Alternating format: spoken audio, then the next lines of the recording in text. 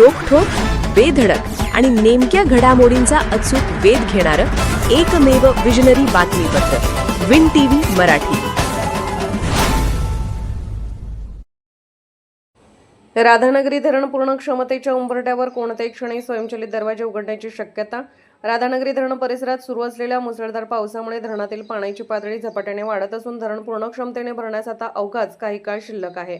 धरणाची पूर्ण क्षमतेची पातळी 347.50 फूट असून बुधवारी मध्यरात्री नंतर ते गुरुवारी कोणत्याही क्षणी पूर्ण करून स्वयंचलित दरवाजे उघडण्याची शक्यता निर्माण झाली आहे. सध्या धरणातून भोगावती नदीपात्रात 1400 क्युसेक पाण्याचा विसर्ग सुरू आहे. दरम्यान पाटबंधारे विभागाने नदीकाठावरील गावांना सतर्कतेचा इशारा दिला असून नागरिकांनी आवश्यक खबरदारी घेण्याचे आवाहन केले आहे. बुधवारी सायंकाळी 4 वाजेपर्यंत धरणाची पाणीपातळी 346.62 फूट इतकी नोंदवण्यात आली असून धरणातील पाणीसाठा 8192.93 दशलक्ष घनफूट इतका आहे.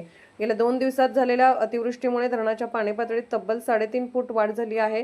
यंदाच्या हंगामात धरण क्षेत्रात आतापर्यंत 2720 मिलीमीटर पावसाची नोंद झाली आहे. गतवर्षी 25 जुलै रोजी धरण पूर्ण भरून स्वयंचलित दरवाजे उघडले होते. त्यावेळी धरण क्षेत्रात 3424 मिलीमीटर पावसाची नोंद झाली होती. विन टीव्ही मराठीसाठी राधानगरीहून Ramchandra Chougule. Win TV Marathi news चॅनलला लाईक करा, शेअर करा आणि सबस्क्राईब करा.